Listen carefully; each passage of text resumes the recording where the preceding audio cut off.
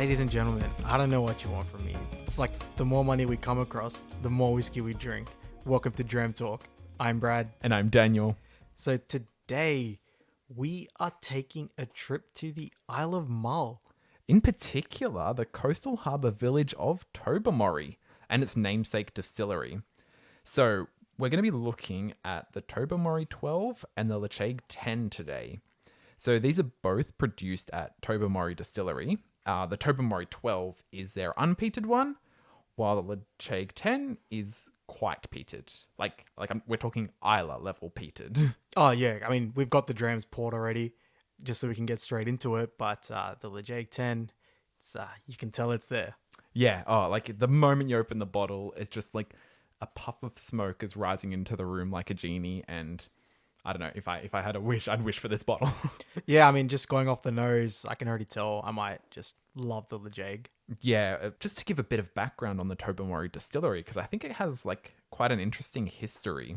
So when it was originally opened, it was called the Ledaig Distillery, not the Tobermory Distillery. Should have kept it. So it was founded in 1798, and it's the only distillery that's on Mull. It was actually founded 10 years after the village of Tobermory was constructed, which I think goes to show that 10 years is the magic number that an island of Scots can last before they decide to build their own distillery to cater to their whiskey needs. 10, I'd probably only go 1 year. I don't think 10, you're going to cut off that zero. These people showed immense patience. So the distillery has actually transferred ownership a few times. So it was purchased in 1916 by DCL, which is now known as Diageo. Oh, what do you know? Diageo again. Just popping up everywhere we look when it comes to Scotch. So they actually sold it in 1930, and this was due to prohibition in the US and the impact that had on alcohol production and sales from Scotland. And I mean, I'm not going to say they're lost, but both of these drams are quite good. Yeah. Well, it was actually lay idle for about 40 years after Diageo got rid of it, before it was resurrected in 1972. However, I mean, Tobermory has had quite a rough go of it because they had just encountered so many problems when it came to trying to get this distillery back off the ground that they ended up just giving up because they weren't able to get whiskey production going. So in 1993, a company called Burn Stewart Distillers, who also recently purchased Bunnahabhain, an Isla whiskey. So I think they've got a clear passion for peated whiskies. And Yes, then they've just kind of come in and just rose Tobermory from the ashes. Yeah, brought it up from the grave.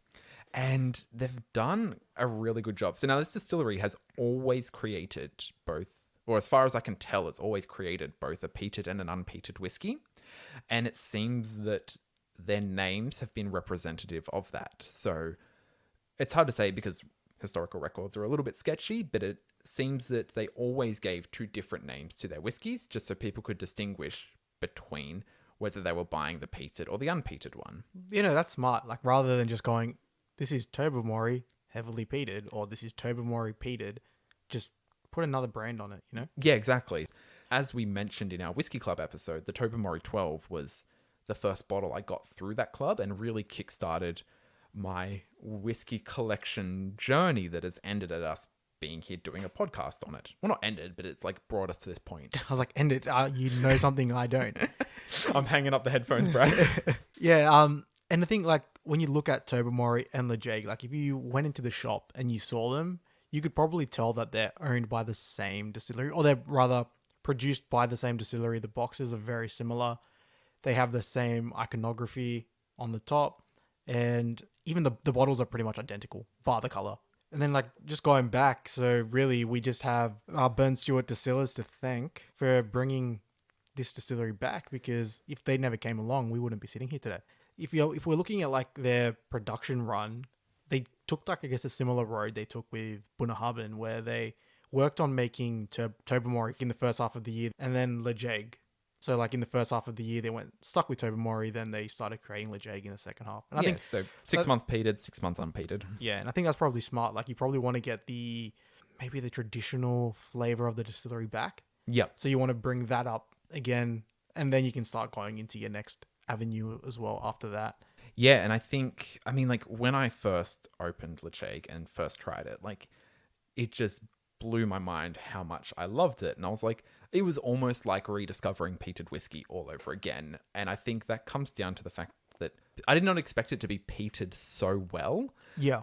but that also comes down to the fact that the barley for Ledaig was actually malted in Port Ellen on Islay, and it has a phenol content of around 35 to 40 ppm. So that's pretty much what you'd find on Islay for the standard core ranges from most of the distilleries. So Yeah, that's it's probably why we've already just taken such a liking to it. yeah. And then even looking at Tobermory, like it's just been thoroughly pleasing. I'm a huge fan of the salty coastal drams.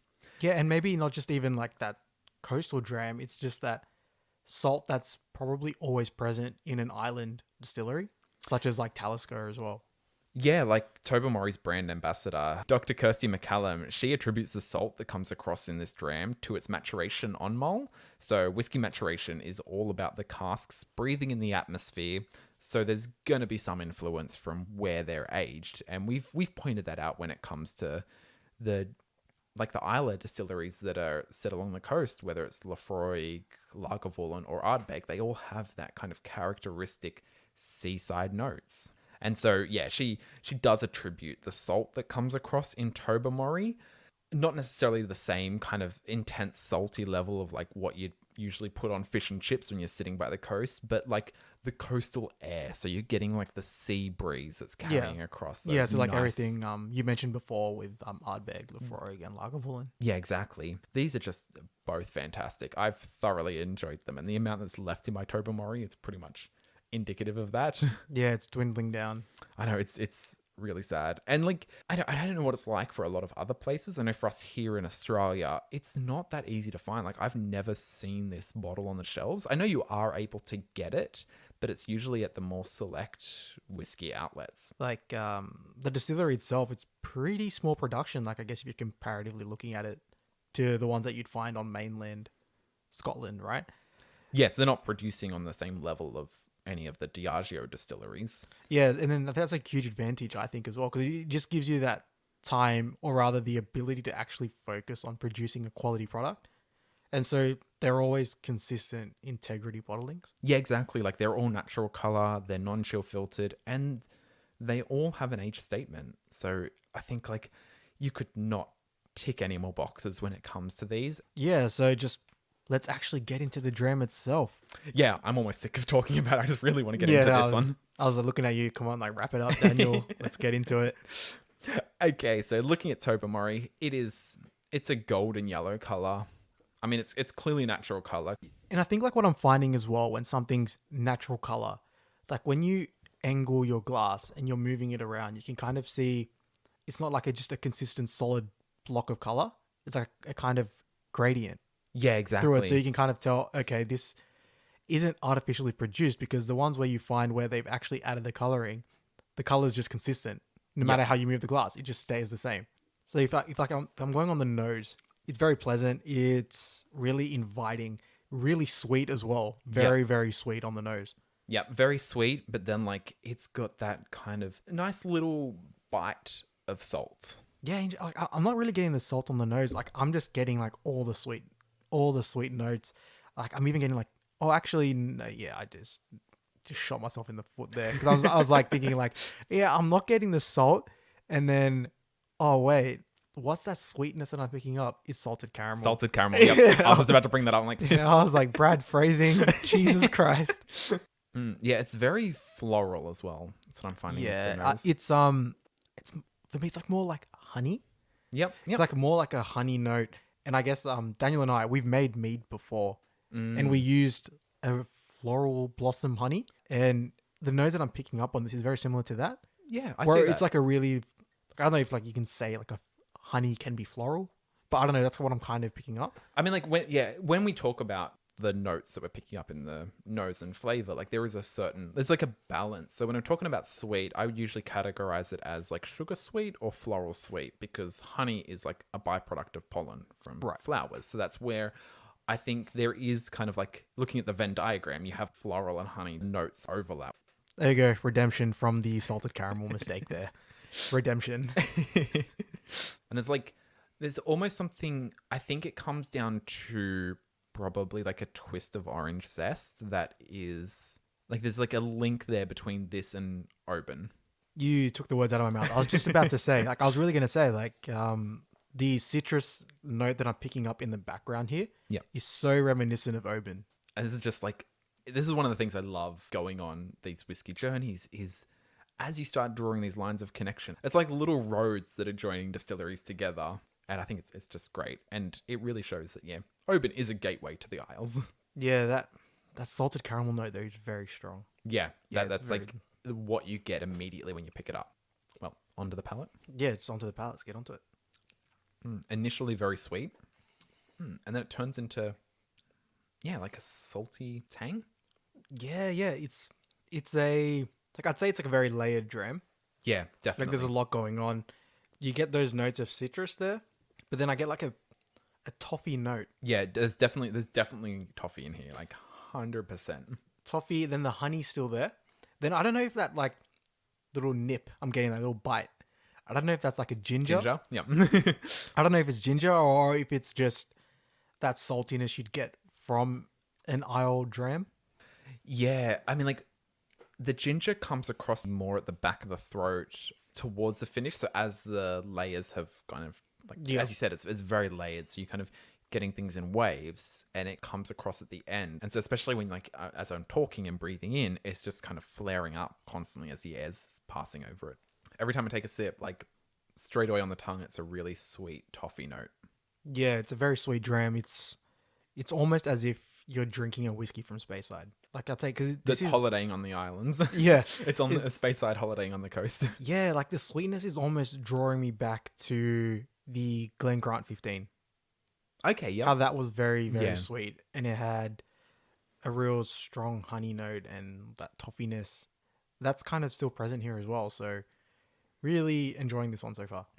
I think that salt is expressing itself in a lot of different ways because as we're talking about the layers, like initially you're getting that really sweet toffee. And then I think it develops into some kind of fruit. I can't quite place what the fruit is. And then sparks of salt. Yeah, the fruit, I think I could help you out there. What I'm getting now, I'm getting like an apricot. Okay. Yep. It's like a stone fruit, like an apricot or like Yep. a peach, like a stone fruit. That's what I'm getting. So initially when I took the first sip, you could tell it was very layered. The honey was there, the toffee was there. I was even getting some citrus notes, but then that's kind of developing now into one where I can almost put a finger on like an apricot. Yeah.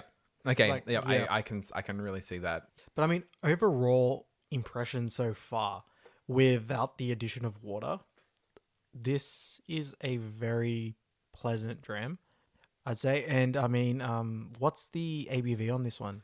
So this sits at 46.3%. I think that's pretty much what's kicked Tobermory up a notch. That additional percentage that these have, and the fact that it's non-chill filtered.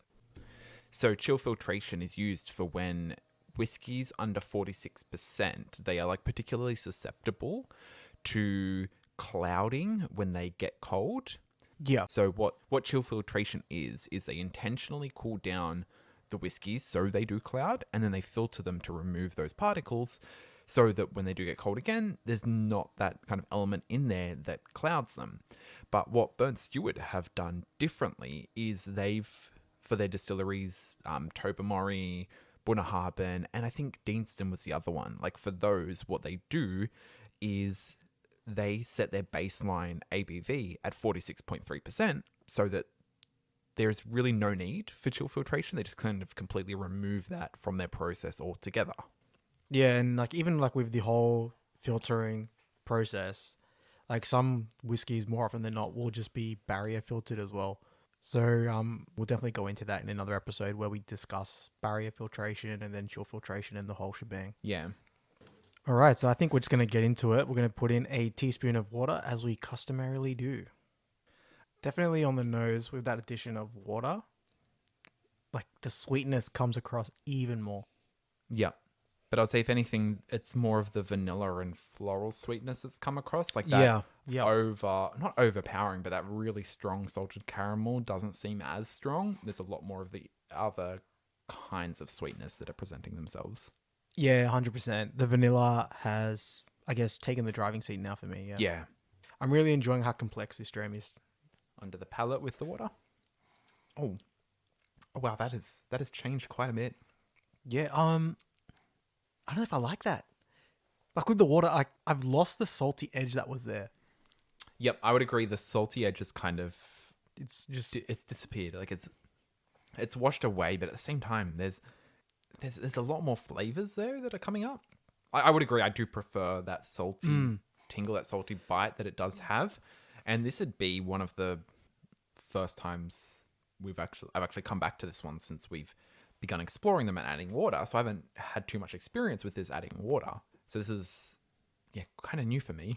Yeah, what I'm experiencing right now, I'd say it's a lot more creamy. Mm-hmm. The mouthfeel is a lot more substantial. Yeah. Yeah, like there are different flavors, but I think the complexity of flavors has changed a little bit, diminished a little bit. Definitely. Yeah, I was just about to say that those layers that we were mentioning before, they've kind of disappeared. Yeah. So like that layer upon layer that we said, it's kind of just a layer now. Even just like a couple of different layers. You've gone from like really fine detail to just solid building blocks. Yeah. I mean, yeah, it's not bad and it's still different, but I do agree there is a preference for having it before the addition of water. Yeah, definitely, because even though like for Daniel and myself, like our palates are similar in a sense, but we diverge when it comes to sweetness, whereas Daniel prefers those more savory umami kind of notes. Yeah. And then whereas like I do enjoy those notes, but like if something's sweet, I'm going to turn them and go that way. But even though this one's presenting, I guess, a more creamy vanilla kind of sweetness with the addition of water, I enjoy it more with that salty edge. Yeah. With that little unrefined edge. Right, I prefer it a lot more with that, and that's probably like just drawing back to how much I enjoyed the Talisker 15, and definitely. enjoyed how the salt was present in that, and I guess how prominent it was in that compared to Oban, because the saltiness in Oban is very, very subtle, right? And even in this, I'd say it's still a very subtle saltiness, but yeah, losing that salty edge. I like it a bit rough around the edges, and then now it's just smoothed out, and I'm not as interested. That doesn't mean that it's not good. Like, it's still great, but yeah, if I could, I guess, turn back time. If I could turn back, if I could turn back time, I wouldn't put the water in this. Yeah, and we've said that when we've done different reviews of them. Like there are some where I would absolutely add water to every time. The Glenallachie 15 is case in point for me. Oh yeah, same for me. Yep. This one is one where, it does offer something different, but I agree with you there. That salty edge, the salty bite, the kind of that character of the Scottish Islands is what it really showed and what I really fell in love with when I first tried this one. And I think that is like hidden a little bit. It's more like adding the water has become more of a crowd pleaser. Yeah, yeah. And if you want to just smooth things out, mellow it out, and just curb that edge, turn those points into curves. Yeah, exactly. Yeah, you'd add that bit of water to balance it out, smooth it all out, and then what you're left with is a real pleasant experience still.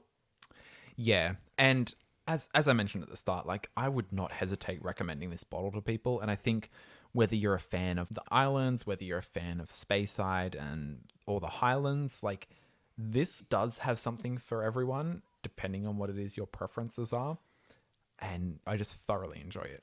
Yeah, it's a really, really pleasing dram, and I think what's so great about it is, like Daniel mentioned, it's got a bit of everything.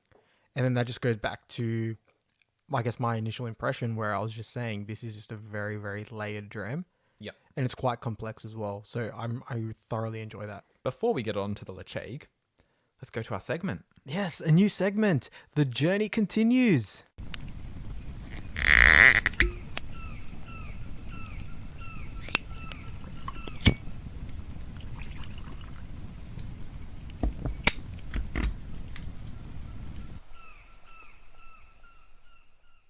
So, the journey continues. What is this segment, Brad? Right, yeah. So the journey continues. This is just going to be a recurring segment where we're just going to go through our current wish list. And not really a wish list in the traditional sense where it's like dreams we're dreaming about and maybe may never actually attain or acquire. More of an everyday wish list? Yeah, just like an everyday wish list, right? Like you're kind of just browsing online and you're like, okay, this is affordable, but I guess, have the expendable income right now, but I can come back to this and get it at another time, you know? So I guess we'll keep it to 5 bottles. So, I mean, 5 for me, and you know what Daniel's going to do. He's going to get, say, 10, 20 bottles. But anyway. 43. I'll cut it down to 17, okay? Yeah, so really, this could either be ones that we want to buy again, which I know we said we weren't going to do, but we might. Okay, look, we're human, guys. Like, I mean, come on. I'm not going to buy another bottle of Open 14. So and you can't expect me to live without a Talisker 10 on my shelf for an extended period of time. Yeah. Or it's just bottles that we'd love to try. And then you can actually just keep track because those bottles that we do purchase and mention today, they will show up in a future episode of the pod. Yeah, exactly. We'd pretty much review any new bottles we buy, and we've made the choice to buy them because we think they're great and worth reviewing. So yeah, just to start this off, like what has been at the top of my whiskey list for a long time has been Ledaig 10. That has been one that every time I've gone to the shops, I've looked at you and I think one day you're coming home with me. And one day it did. Yeah. So that was like the top of my list. So I guess all of them have been moved up. So the next 5 that are on there to buy for me, and these are in no particular order. These are just the order that I thought them up in. And it kind of may come down to which one's on sale at the time or which one's actually in stock at the time. Which one's actually in stock, yeah. Or which one someone's nice enough to give me. Yeah. So I've got the Highland Park 12 because, I mean, like, I love Vikings. I love Scotch. It's just like the perfect combination. It's another island dram. I know I'm going to love it. I just really want to buy it and confirm that. The next one will be the Talisker Storm. I've made it no secret that I'm a huge fan of Talisker as well. I've heard really good things about this. I haven't tried this one. It's one I'm really keen to buy. I've seen it come on sale and I regret every time I don't buy it. So it's coming home with me very shortly. Then I've got a Japanese whiskey. Now, I don't know which ones. I'm not too familiar with the different distilleries. I just know that every time I've tried a Japanese whiskey, I've always loved it. And I just really want to have some in my collection. And I think we really need to get onto that location in the world of whiskey because I think there's a wealth to explore there. Yeah, because I've got the Hakushu Distillers Reserve. Right, yeah. So that would be the one that you've tried and I've tried. So we're definitely going to get onto that in a future episode. I've also got the Glenallachie 12. Now, that pretty much is a new addition to my list and came up just because of the Glenallachie 15 and how much I loved that. I've read some really good things about it. I've seen some reputable reviewers say really good things about it, and it's just one that I'm very keen to try. And then I've got the Kilchoman Lochgorm.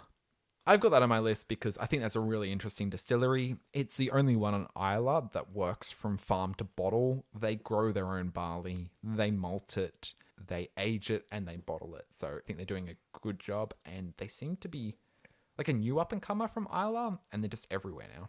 Yeah, I've really been interested by what's going on at Kilchoman, and I just really want to get them onto the pod. So that's my 5. What are your 5, Brad? Yeah, so that was your 6, and I'll I'll get into my 5. All right, so first one, Oban Little Bay. Now, like, I've just been incredibly unlucky that every time I've gone to purchase Little Bay, it's not been in stock, right? So it's by design, ladies and gentlemen. I have a team out there preventing Brad from securing a bottle. Yeah, so I've just never had the chance to actually purchase it. I just really want to keep exploring all of Oban's range, and really, this is really the next affordable bottle before you jump into the 18 or the 21. Right, yep. Then my next one I have here is the Laphroaig Quarter Cask.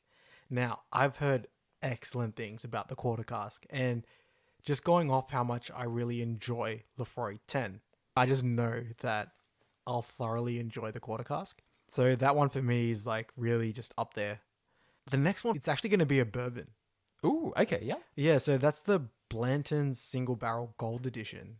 We both really enjoyed bourbon in that last episode. I don't think it's the last episode, depending on how these come out. Now, this bottle here, it just stands out to me every time I go to the shops, you know? Like, I see that cork, it's got the horse on it and the jockey. And look, I just want to collect them all because, like, if you have the different cork, they actually spell out Blantons. Okay, yeah. Yeah, then each one will actually depict, like, a horse galloping when you spell out Blantons, if you have them all. So, yeah, I just want to get them all. Solid marketing there from Blanton's. Like, just in that, they've already sold you 8 bottles. Yeah. Then the next one for me would be the Port Charlotte Heavily Peated. Now, I really want to add a bottle from Brooklady to Yep. my collection. And, like, I guess this is just not purchasing the Laddie, which is the classic Laddie. It's the unpeated one. Now, of course, I'm just going to jump in at the heavily peated because Absolutely. that's my inclination. That's what I love in whiskey. Yeah, and this bottle's just always appealed to me, and it's probably just going to be the next step before I just jump off that cliff and go all in on a bottle of Octomore. Look who's expanding their list now. All right, now then the last one for me is the Mortlach 16. Ooh, yep. Yeah, now like I recently purchased a bottle of the Mortlach 12, the Wee Witchy, and that really surprised me. And I just want to keep exploring their other releases, and I just want to see how the triple distillation just stacks up. Yeah, the Mortlach was something else. Like, that was just next level. But yeah, that just really summed up our I guess our segment, The Journey Continues. If any listeners out there have their current lists going, we'd love to know what's on your list. Or alternatively, if you have one of our bottles, please get in contact. We'd love to share a dram with you.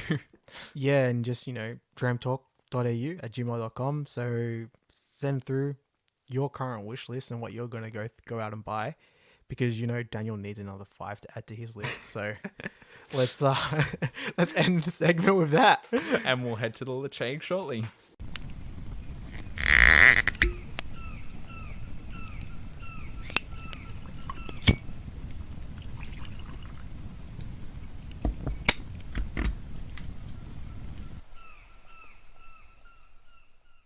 Okay, on to Tobermory's peated whiskey, the Ledaig 10-year-old. Now, this one sits at the exact same ABV. It's 46.3%. And pretty much the same appearance, I guess. Really similar, pale gold. Yeah, they've got on the box a bright lemony gold. So I guess it is a little bit more yellow than the Tobermory was. Yeah, so just onto the nose. Like, just you get the peat. You can definitely tell. Like, if you put this up to someone's nose, they can tell. This is a peated whiskey. Oh right? yeah, no doubt there. And it's very coastally peated as well. Like, there's a really like sweet seaweed kind of brininess to it. Yeah, just definitely very briny, and there's even like some of that peppercorny kind of note. Yep. So to me, on the nose, this is actually very similar to what I was experiencing in the Wee Beastie. I would say it's a crossover between the Wee Beastie and maybe even the Lefroy, because there's a lot of that really like antiseptic kind of feel to it. But then I definitely get what you're saying about the Wee Beastie. It's that creosote kind of note, which you'd usually associate with something like, I guess, like more motor oil than anything, which is strange, but it's the way I would describe this.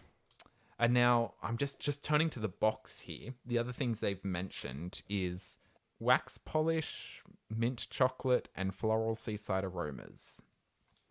Yeah, but I think what I'm really getting more is the peppery note is really coming across. Yeah. No, like without a doubt.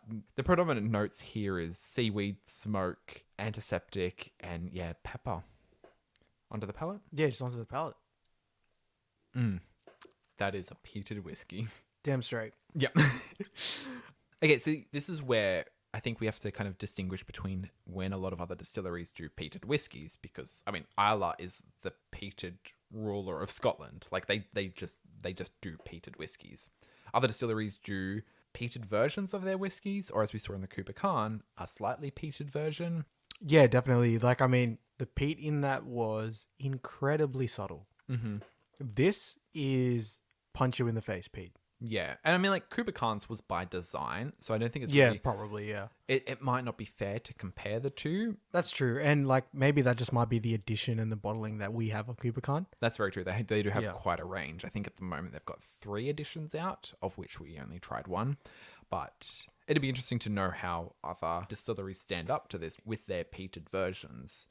But I think this one with the island sea salt coastal characteristics, as well as the peat, just stands out. Yeah, 100%. And for me, like I'm going to say like non-Isla distillery, for me right now, this is the standard. If you want to go your non-Isla distillery and you want to peat a whiskey, well, Ledaig 10's your standard. This is where you got to get up to. Yeah, this is where you have to meet them. As I mentioned at the top, they do get their barley from Isla, but there's a lot that can happen between the malting of the barley and the final product that comes out of the bottle. And that's what we see with a lot of the distilleries in Isla. Like, majority of them get their barley from the malting house in Port Ellen, and they just have vastly different expressions. So just because this has also got its barley from Isla doesn't necessarily mean that it will produce a whiskey comparable to Isla, but they really have done. I think that just comes down to, I guess, the small scale production this distillery puts out and how they've put time and care and attention into what they've actually produced, and that everything has been integrity bottling. But yeah, sorry, we haven't really described what has been on the palate. Yeah, I was about to say, like, back to the palate. Like, for me, definitely salted nuts. Okay, yep. Like, I get that I guess that mix, like, when you just go to, I guess, to a pub and then they got, like, the beer nuts just kind of like in the middle. It's like those salted mixed nuts. That's what I'm getting on the palate. I can see that. And like, what come across to me was initially, once you get over that initial hit of the peat and how well they've done the peat, is there's a very, like, Lafroigian-esque characteristic to it. Like, they're very medicinal and antiseptic note in combination with the salt.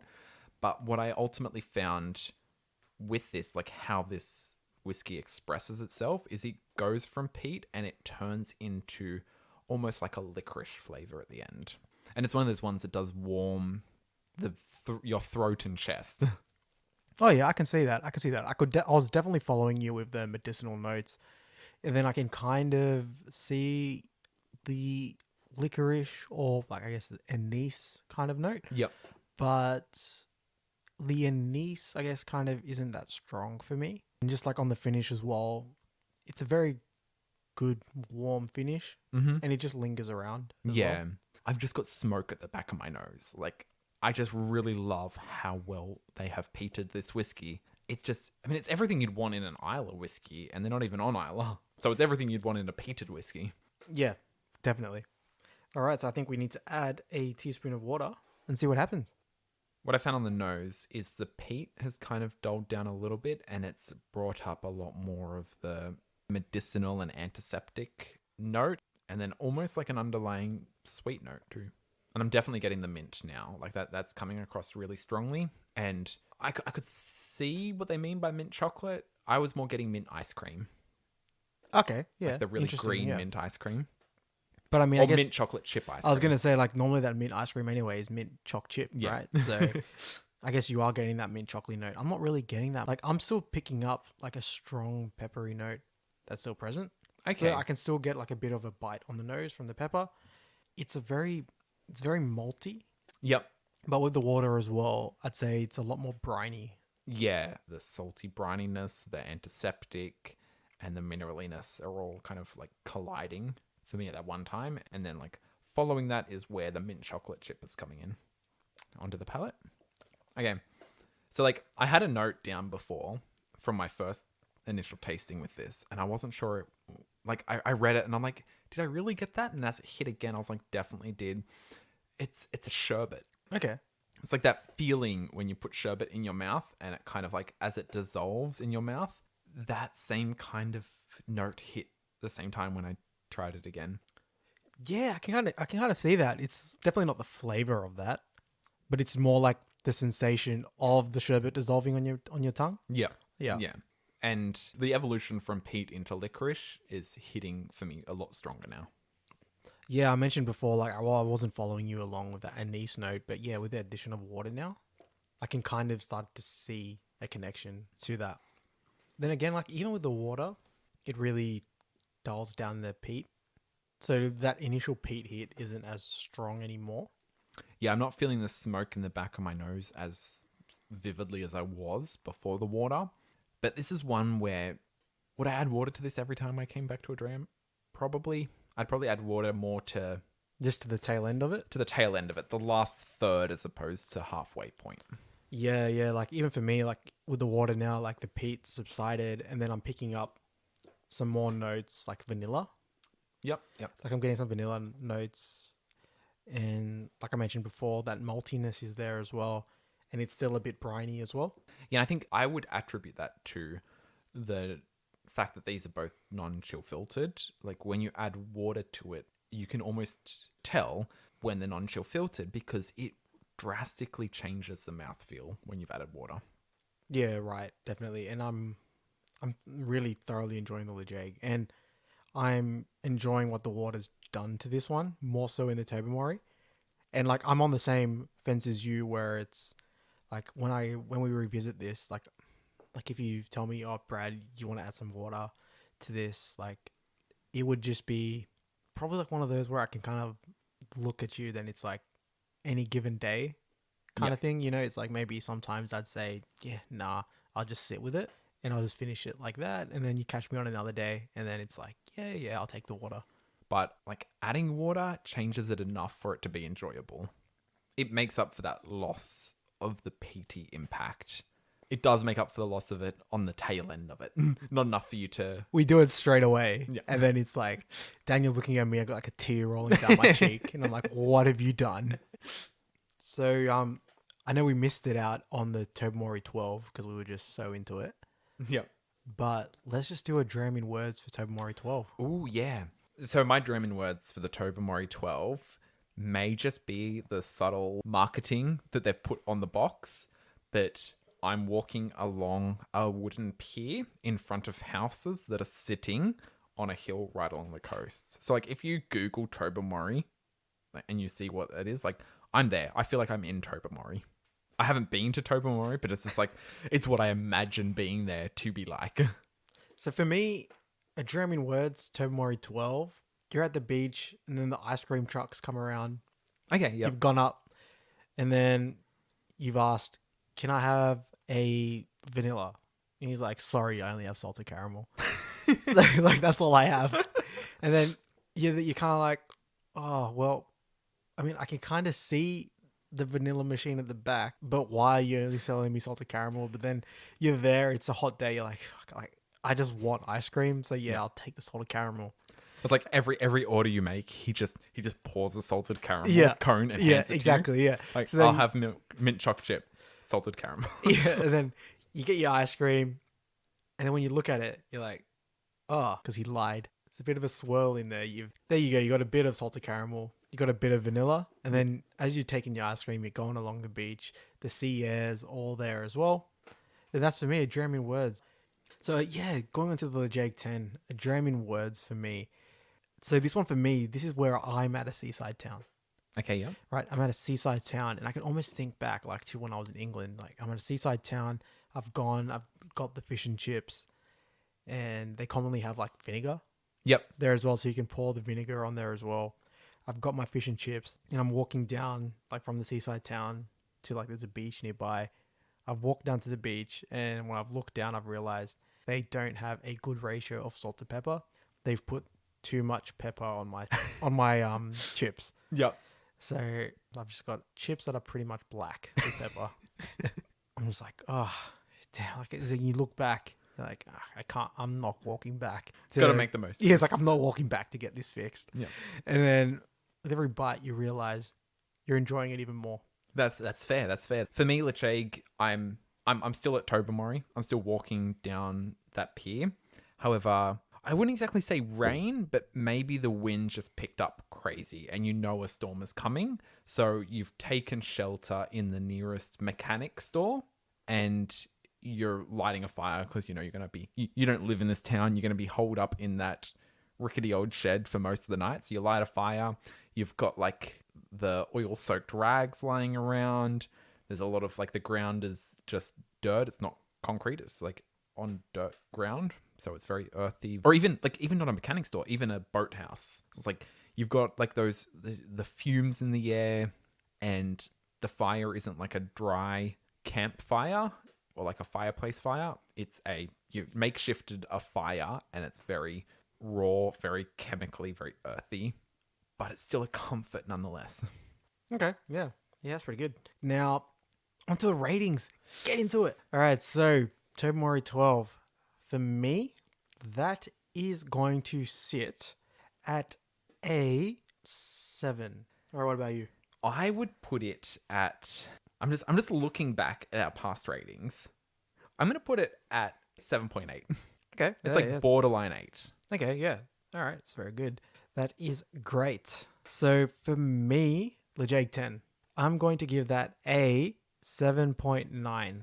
For me, Ledaig 10 is almost on the cusp of being excellent or quite exceptional. Yep. So like, I wouldn't say it's necessarily quite exceptional for me, because I'm just like, I know I probably shouldn't, but I'm just thinking like, we haven't experienced too many non-Islay distilleries that are offering peated variations of their whiskey. Yep. So I'm just thinking, oh man, like, do I want to say that this is quite exceptional? Because at the end of the day, these ratings aren't set in stone. We're not carving commandments out or anything. So we're going to come back to them and revisit them, and some of these ratings will change.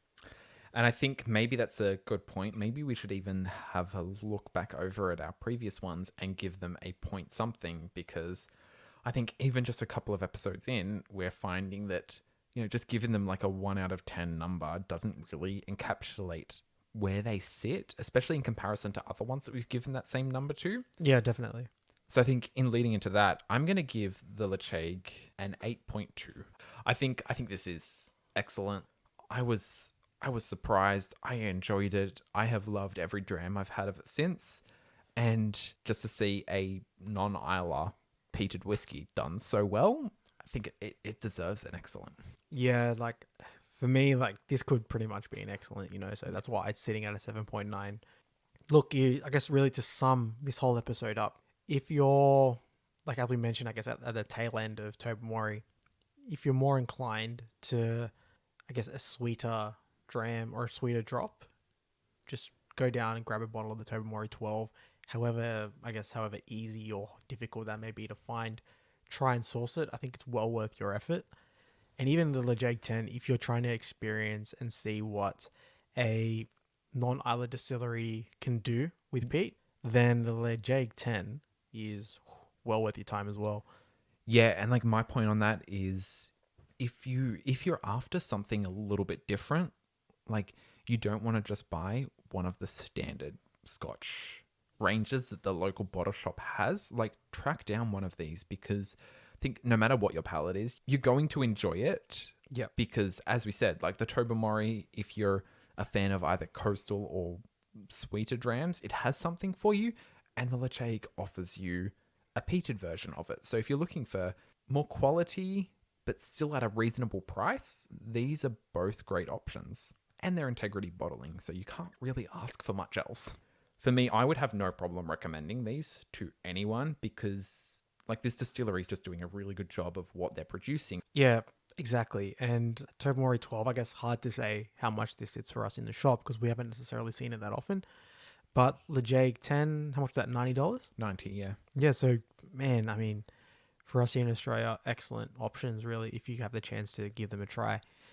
And I think that might actually be all we have time for today, ladies and gentlemen. So thank you for listening. As always, you can email us at dramtalk.au@gmail.com. Or you can reach out on Instagram at Dram Talk Podcast. So let us know your thoughts if you've tried either of these. We know Tobermory has released a 23-year-old, which sits a little bit higher, and I think Ledaig has a couple of other age statements. So we'd love to know what you thought, and if you have any other recommendations for some of their higher age statements, we'd be keen to put down a little bit of money for one of them. Yeah, and if you, I guess, have anything that I guess was in relation to our segment earlier in the episode, reach out as well. We'd love to hear from you. And if you just want to say hi, do that as well. Thanks for listening, and pour another dram!